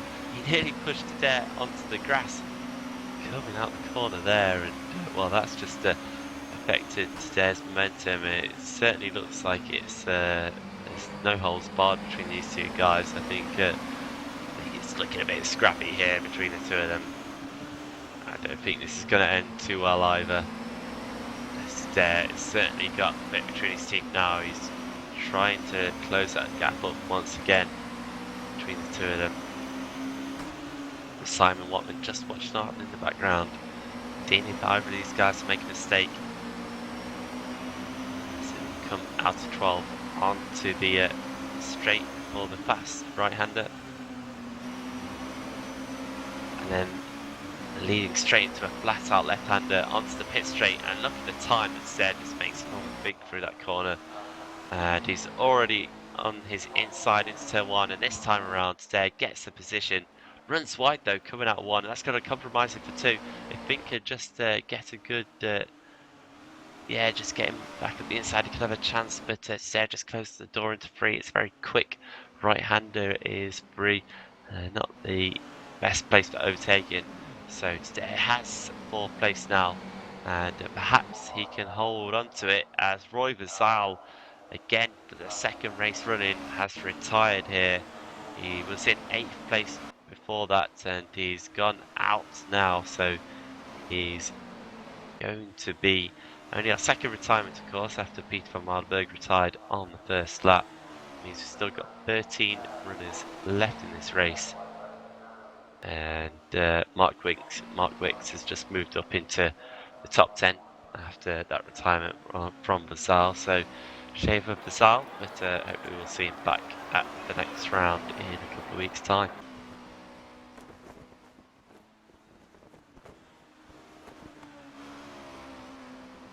So just to update you, De Vries currently leads the way on to the 10th lap of the race, and he's leading by 4 seconds from Lars Brugman, so the gap's come down a bit. It's about a second that's come down in the last couple of laps or so. So De Vries hasn't got it all sewn up and completed yet. Brugman could still catch him, especially if De Vries makes a mistake. Carlo is still in 3rd place. He's about 6 seconds behind Brugman, but more crucially for him, he's 10 seconds ahead of our good Stair. So, barring any mistakes, Carlo should be able to hold on to this place and should be looking very good indeed to pick up the podium here, which I'm sure he'll be very pleased about after missing the 1st round today. Be glad to get back onto the podium. Vink then is in 5th. He's about 2.5 seconds now behind there, with another 3 seconds further back to Simon Watman. Eric Stanford is 6.5 seconds back in 7th place once again. Eric Stanford forever 7th it seems. He just seems to always end up in that place, and that's pretty much where he must be in terms of speed then. David Watman is in 8th place with Bart de Vos in 9th, who's just taken that position actually from David Watman. So Bart de Vos recovering after that spin earlier on, and he now takes 8th place from Watman, with Eric Stanford about another 6 seconds down the field, so potentially De Vos could catch him, but certainly a long way to try and get that position back up. And then Mark Wicks is in 10th, about 7 seconds behind David Watman, all in a world of his own really, because Dan Hutt and Brett Metcalf are both are a bit further back and actually getting pretty close to being lapped now. So it looks as though with about 3 laps remaining that De Vries is probably going to catch up with a couple of these guys here in the final positions, and we'll have to lap a couple of them, so certainly he won't want to lose too much time doing that. The gap has remained at 4 seconds over the previous lap between himself and Lars Brugman. So he's just holding on at the moment, just maintaining that gap, and the longer this race goes on at that gap, the more confident De Vries will be feeling that he can finally get back onto the top step of the podium.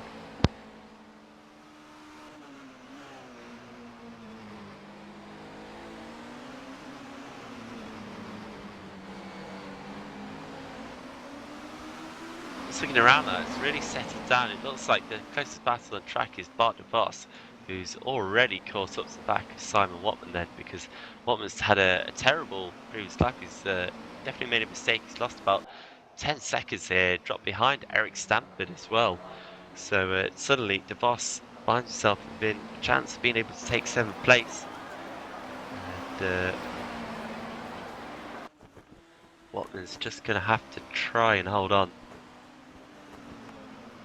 Oh, drifting it around the final couple of corners. He doesn't want to be doing that. And he completely goes onto the grass, approaching turn 14. And that just gives DeVos the position then. So Bart DeVos has been gifted a position there. Moves up into 7th place and 3 seconds behind Eric Stanford as well. So it's not over yet for DeVos. He could still pick up the 6th place potentially. And although that's certainly not what he was looking at earlier in the race, it'll at least be damage limitation for him, but will lose out in terms of points to his 3 named championship contenders who are all ahead in 1st, 2nd and 4th.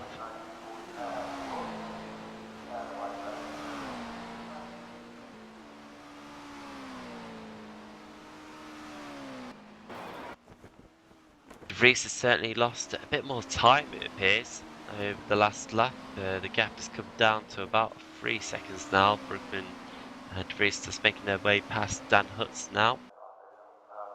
Brugman gets past Hut over the start finish line. It's down to 2 seconds, so a really bad lap for De Vries. He's had a poor lap. 1 minute 33.3, and he'll really be disappointed by that one. 2 seconds lost then to his challenger, and that means on the final lap of the race that they're on now, De Vries is just having to think about what's going on behind him, because Brugman has closed him down, and he'll just be hoping that he can hold on for another half a lap or so. Gap now down to 1.6 seconds, and that was after first sector of the lap alone. So again, the gap is just getting closer and closer. We'll have to see if De Vries is struggling here. Has he got issues with tyres? Is he struggling with any overheating? It doesn't look like the car is smoking anymore as it was earlier on in the race. Of course, it was doing that in race 2 as well, but he managed to survive to the end of the race.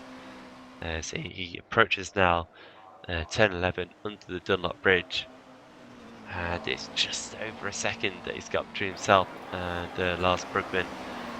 This is going to be a very, very important victory indeed. And around the final couple of corners, De Vries just lights up the back end. He doesn't want to be doing that too much. He's still got to get this across the line, but here it comes. De Vries then takes the win in race 3. He stops the charge from Argo Stair and extends his championship lead out after race 2. Lars Brugman comes home in 2nd and keeps his title hopes alive, as Bricalo finishes in 3rd place. A good podium for him with Argo Stair in 4th. He would have hoped for a better start to the race to try and claim his hat-trick, but it wasn't to be. But nonetheless, a 1st, a 1st and a 4th is a good day in the office for today. Povink then finishes in 5th to wrap up a fine couple of races that he's had here today, with Bart de Vos in 6th place after that spin earlier on. He'll be absolutely kicking himself. He certainly cost himself some potential points, maybe even a potential win if he'd managed to catch up with De Vries.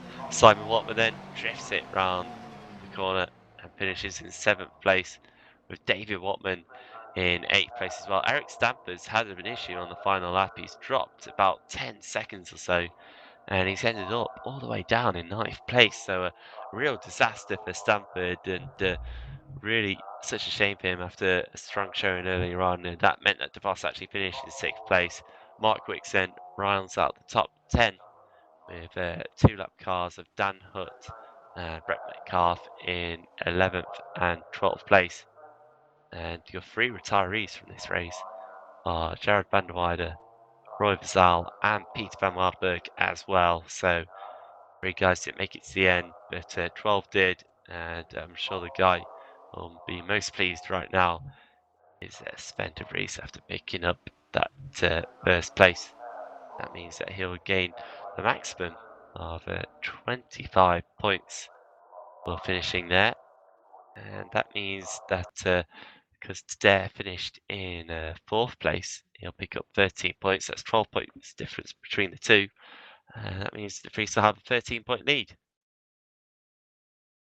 So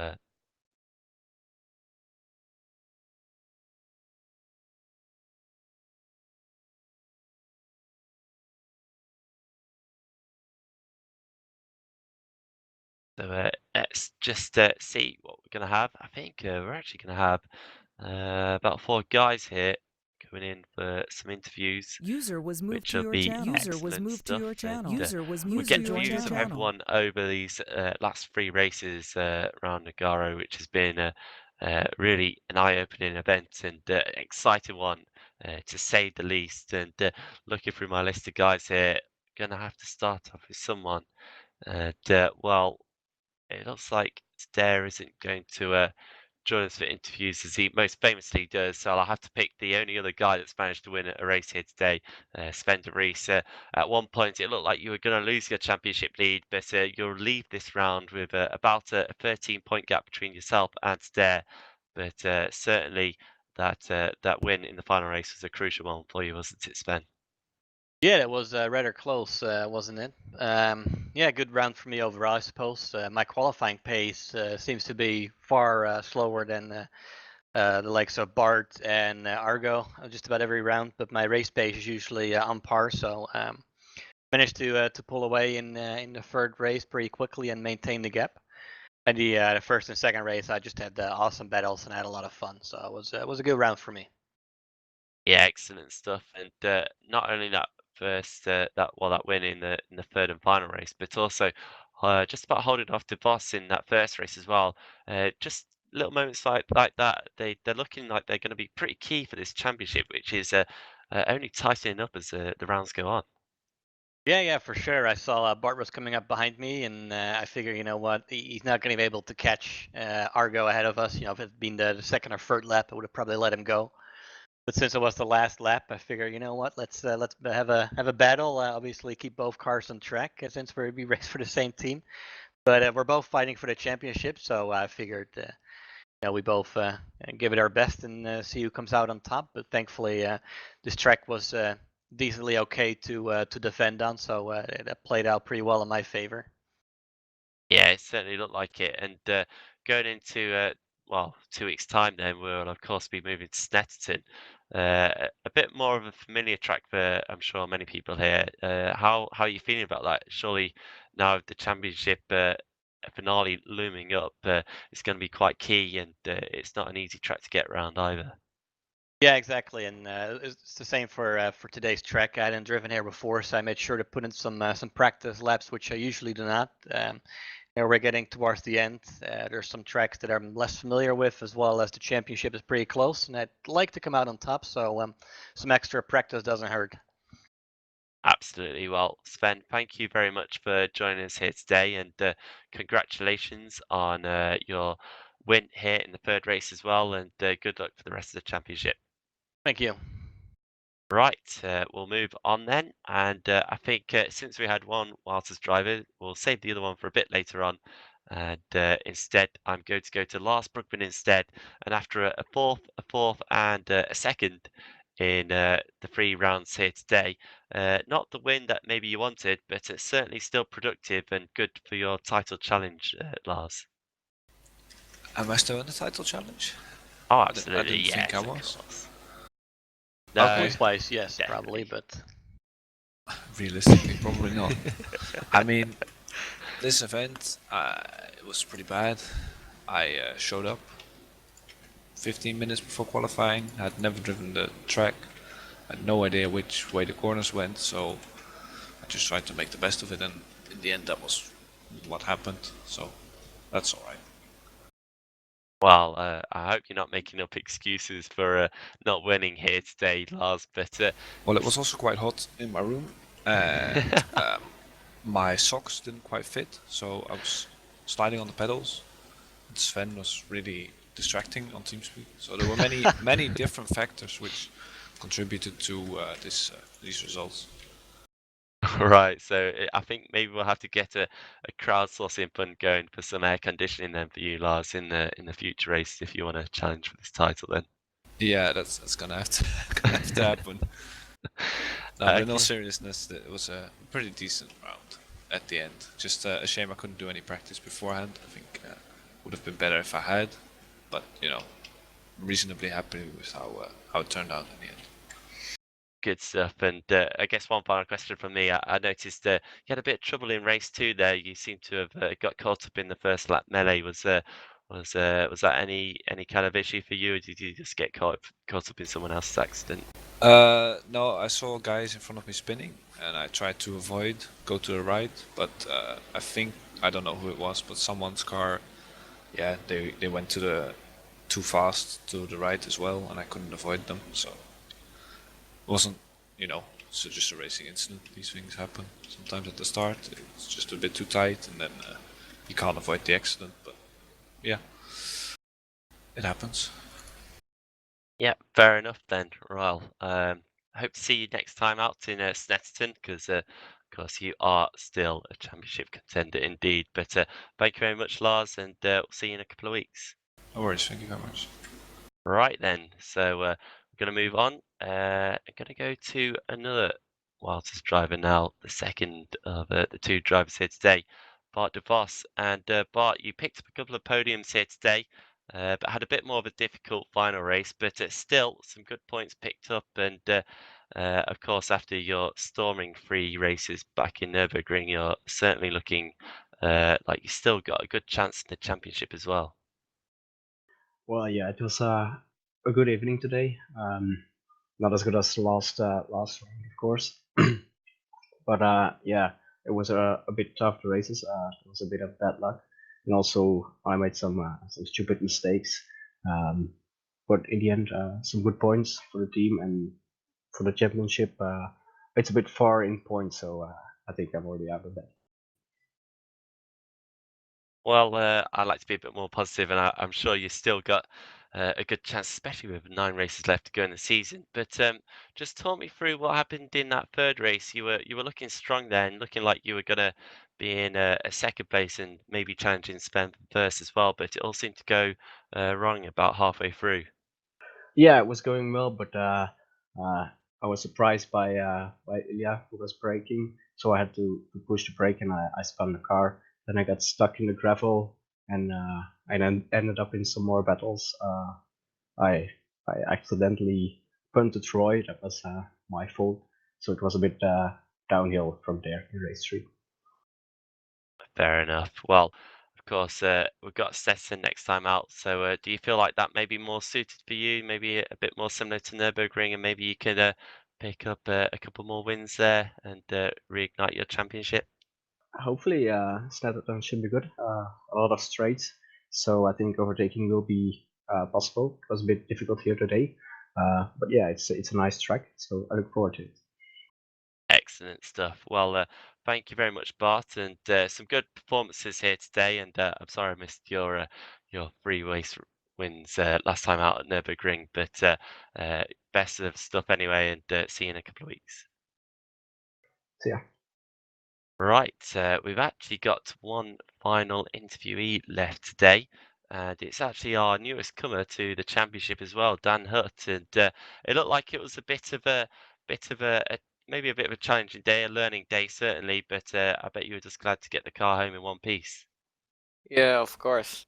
It was a hard race for me. It was my first race, of course. Got a good start in the first race, but the other ones I just spent. I was happy with the last race, very clean. Only the start, I rammed one car. He came in front of me, but yeah. For the rest, first race, much to learn. Yeah, Yeah. excellent stuff. I noticed that you certainly improved, especially in that final race. And have you just found it? How have you found it then? Has it been difficult to learn these cars, or is it just a case of getting used to racing and just getting used to doing laps and laps? Yeah, just laps and laps, and in the last race I driven little bit slower. I I yeah, in the first races I thought let's push, but now I thought let's try it slowly, and then got nice result. So Yeah, really good stuff. And I guess the final and most important question: will you be coming back in a couple of weeks?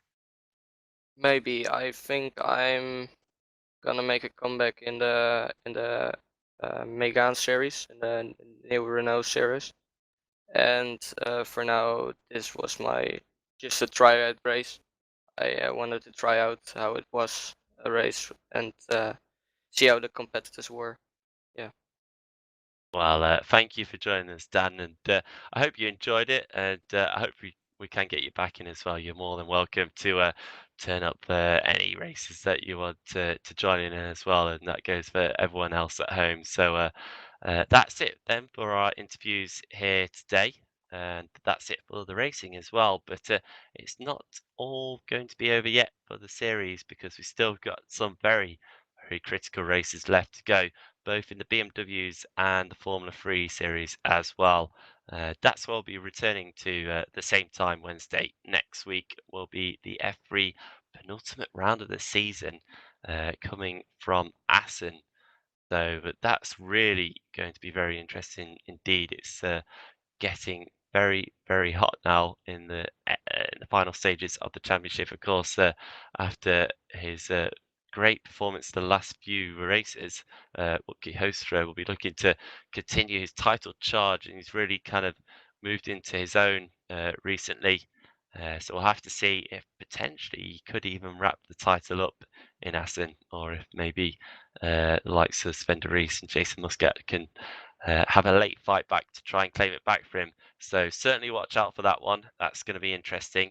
And then in 2 weeks' time, as I alluded to earlier, it's off to the UK, Snetterton, my home country. And an interesting track as well. Stettin has some absolutely fantastic racing over the years, and a really fast flowing racetrack as well, and good opportunities for overtaking also used on the British touring car calendar, so it really is suited for touring cars. And of course we still have, well, in my eyes, 4 drivers left in this championship title hunt.